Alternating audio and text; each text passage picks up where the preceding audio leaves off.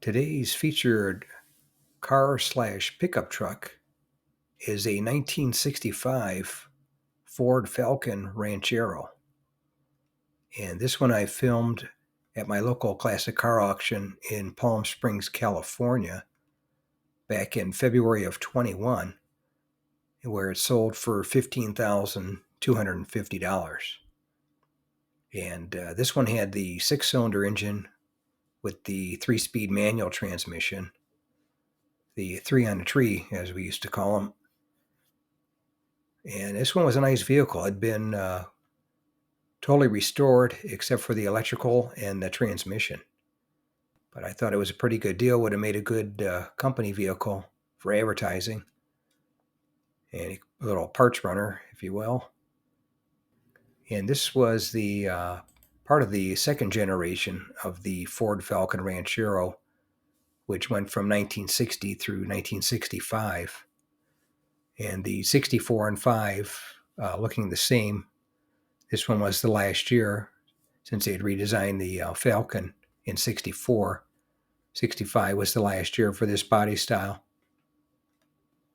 And the Falcon Ranchero rode on a 109.9-inch wheelbase. It was 189 inches long, 70 inches wide, and the curb weight was only 2,475 pounds. But anyway, that's today's featured car of the day slash pickup truck, a 1965 Ford Falcon Ranchero that had a six-cylinder with a three-speed manual transmission, and it sold at my local classic car auction in Palm Springs, California for $15,250 back in February of 2021. If you made it to the end of the video, thank you very much for watching. I appreciate it. If you can share this video and my channel, Motor City, with a friend, or share it on your group page if you have one, I would appreciate it. Otherwise, thanks for watching, and we'll catch you on the next one. Thanks again for watching. I appreciate it. And by the way, here's a couple of videos.